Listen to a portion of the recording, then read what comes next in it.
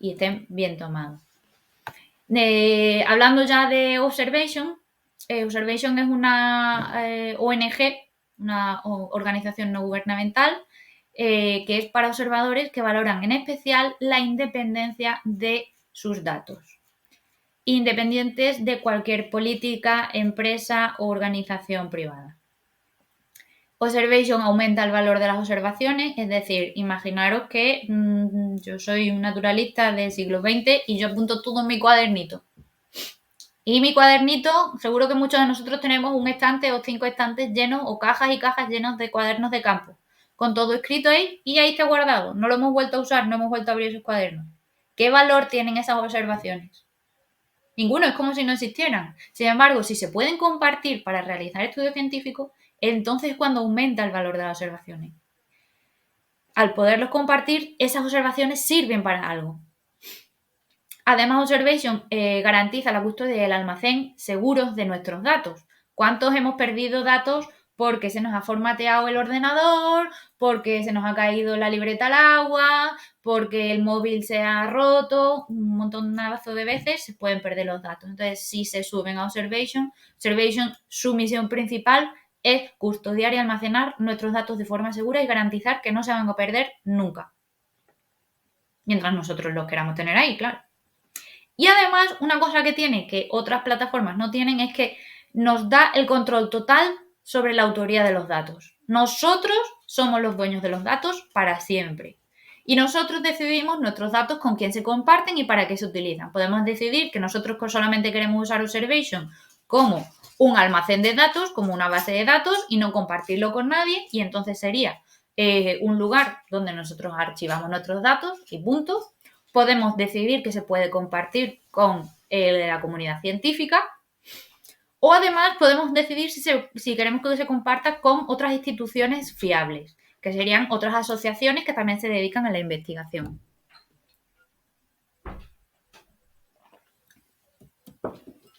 Observation para ello ha desarrollado 3 aplicaciones de momento. Hasta el año pasado teníamos OSMAP y iOPS, que son el cuaderno de campo digital, que seguramente muchos de los que estamos viendo esta charla ya conocemos. OPSMAP es la opción para Android y iOPS es la opción para iPhone. Y luego además se ha desarrollado OPS Identify, que es una nueva aplicación que va ligada a la nueva inteligencia artificial que también han desarrollado para iniciar a la gente que tiene interés sobre la naturaleza pero no sabe cómo empezar a aprender, pues para que ellos puedan empezar a iniciarse en lo que es la identificación y la toma de datos, ¿no? Entonces, Ops Identify utiliza esta inteligencia artificial para identificar las fotos.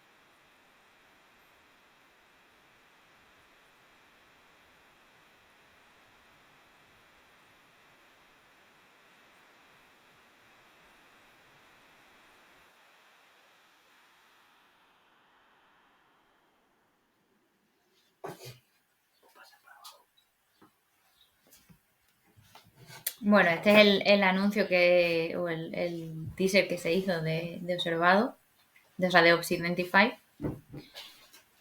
A ver si no me sale. Ahí se ha salido de la presentación. Bueno.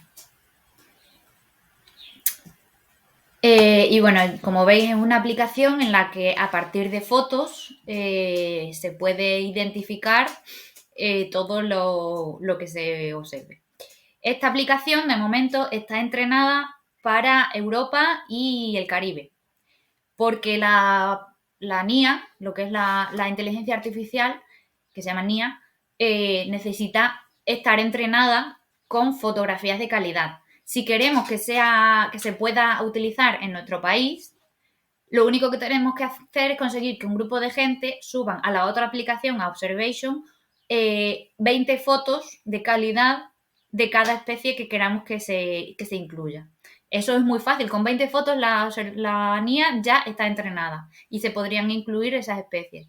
Solamente necesitamos conseguir una cantidad suficiente de imágenes que se puedan comprobar de forma humana que están correctamente identificadas, por eso decimos que se suban a OSMAP, para poder entrenar la NIA para que pueda estar disponible en nuestro país. Estamos intentando hacer un modelo, pero es que necesitamos esas fotografías. Entonces, es una de las cosas que a mí me gustaría hoy llamar a la acción, ¿no? Que empecemos a usar Observation cada uno en nuestro país.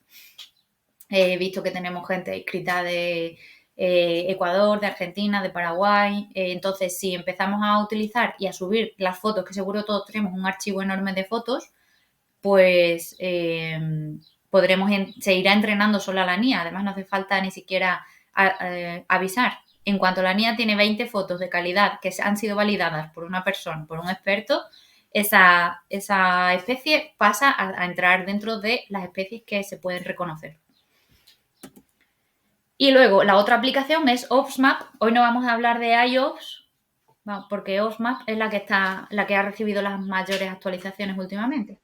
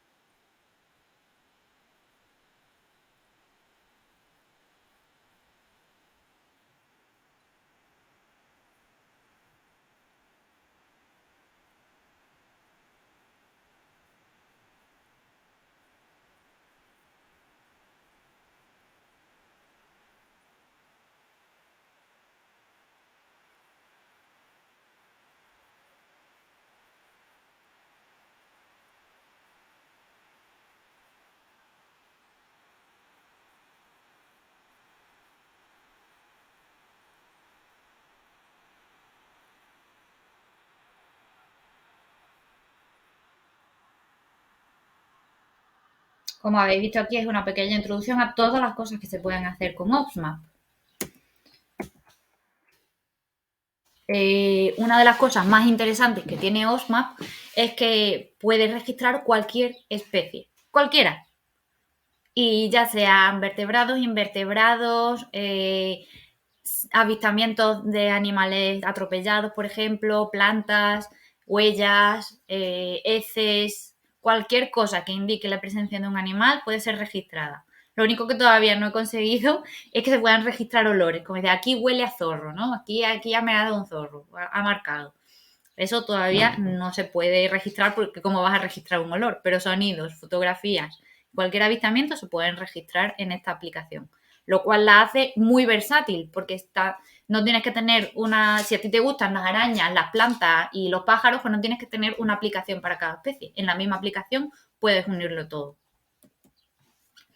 Además te permite añadir imágenes y sonido, lo cual agrega valor a estas observaciones, no solamente que tú digas que has visto tal cosa, sino que se puede comprobar. Y además esto entrena a la NIA y además facilita que estas observaciones puedan ser validadas. Hay veces que se pueden validar las observaciones simplemente porque ha habido varias personas que ya han subido fotografías de ese animal en un sitio y ya si tú lo vuelves a subir, como que ese animal sigue estando ahí o esa planta, pues lo más probable es que sea verdad. Entonces es un tipo de validación. Es nuestro cuaderno de campo digital, como he dicho, sirve para cualquier cosa y lo vamos a llevar en el bolsillo del móvil siempre, entonces nos sirve en cualquier momento para registrar cualquier cosa que veamos.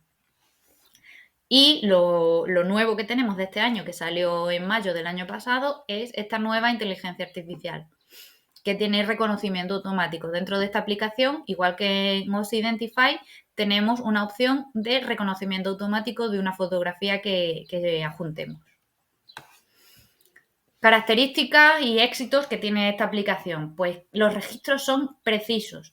Una observación tiene todos sus datos asociados. No es un paseo y dentro de este paseo lo que he visto ha sido esto, sino que aquí en este punto he visto esto y 100 metros más adelante he visto esto y 5 metros más adelante he visto tal cosa. Y cada observación tiene su punto preciso de GPS, su fecha y su hora. Todas las características que nosotros adjuntemos, cada observación es independiente, lo cual le da mucha más fiabilidad a estos datos. Porque si no es lo mismo a lo mejor dar un paseo de 200 kilómetros en coche o de 25 kilómetros andando, que pasas por muchos hábitats diferentes y apuntar todo lo que veas ahí, pues es bastante inexacto, porque no es lo mismo si lo has visto en un hábitat ripario, que si lo has visto en la montaña, que si lo has visto en una estepa. Puedes realizar transectos, que son las listas, lo que toda la vida se ha llamado una lista, pues son transectos, entonces se puede, o incluso en listas de puntos, que son conteos, te paras en un sitio y todo lo que veas en un periodo de tiempo, lo que veas, oigas o escuches, lo vas apuntando. Y esa sería tu lista. Y todas esas especies quedan agrupadas en esa lista. O si lo que haces es hacer una ruta, se registra tu ruta y dentro de esa ruta, como podéis ver, cada punto de cada observación está asociada a esa ruta y tiene sus coordenadas precisas. Se puede introducir cualquier tipo de registro. Podemos registrar avistamientos, podemos censos, muestreos, capturas, por ejemplo, si estamos haciendo un censo, o sea, si estamos haciendo un censo de micromamíferos o de anfibios con trampas de caída, o si estamos anillando, cualquier cosa de esa. Se pueden hacer registros de atropellos, que también es algo muy importante. Incluso, una cosa que yo todavía no he visto en ninguna de las otras aplicaciones, se pueden registrar colecciones científicas, lo cual es muy interesante. Hay muchas colecciones que a lo mejor solamente los datos están por escrito y es una forma muy fácil de digitalizar una colección científica. Muy fácil. Se pueden registrar huellas, se pueden registrar excrementos, se pueden registrar escuchas, cualquier tipo de avistamiento. Esto también suele tener un problema y es que si uno dice que aquí hay una especie en peligro, pues puede tener más peligro, ¿no? Porque todo el mundo va a poder acceder a esa información en principio y ir a hacerle fotos, molestarlo, expoliar su nido, lo que sea. Entonces, para evitar eso, Observation tiene el sistema de protección de observaciones sensibles. Por ejemplo, todas las observaciones que se hagan de nidos o de zonas de cría y tal, ese tipo de observaciones quedan ocultas al resto de los mortales de forma automática. Especies cinegéticas se ocultan, especies en peligro de extinción se ocultan, especies que en una zona, aunque en general no estén en peligro, pero en una zona tienen cierto riesgo, se ocultan. Incluso si tú ves que en tu zona tienes una zona de cría que está que está yendo mucha gente a verla porque alguien ha apuntado que hay ahí, yo que sé, una butarda, pues también se puede solicitar y la ocultamos.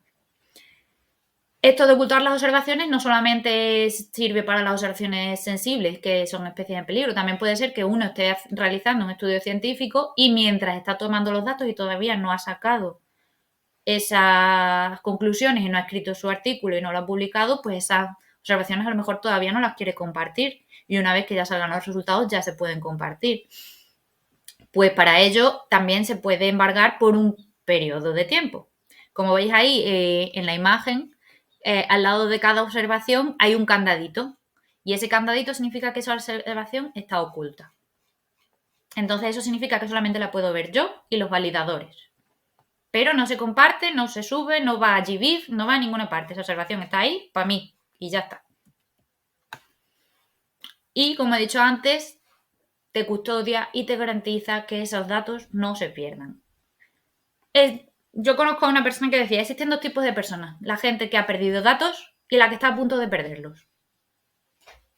Entonces, para evitar perder datos y sobre todo datos que pueden ser tan importantes como estos, es una opción muy, muy buena. ¿Para qué sirve? Utilidades que tiene OffMap. Pues una vez que hemos subido los datos, en la propia página podemos conseguir sacar un montón de cosas. Por ejemplo, estadísticas y gráficas. Podemos ver cuántas especies hemos visto en total, qué porcentaje de las especies de un área hemos encontrado, cuántas observaciones hemos hecho de tal especie. Por ejemplo, el gráfico que muestro ahí es la evolución de cuántas observaciones he hecho a lo largo de los años. Se ve que hay un buen salto el año de la pandemia, y en ese salto lo tenemos todos porque el año de la pandemia nos dedicábamos a mirar hasta qué especie era cada mosquito que entraba en casa. También se pueden delimitar, conseguir mapas, ¿no? Puedes delimitar una zona. Aquí, por ejemplo, tenemos el Parque Guasú para ver qué especies hay en Parque Guasú. Y es en esta zona que uno puede delimitar de forma personal, porque es un mapa que haces tú, ahí te salen todas las observaciones que sean públicas de ese área. Entonces uno puede también establecer utilizar esos datos de esta forma.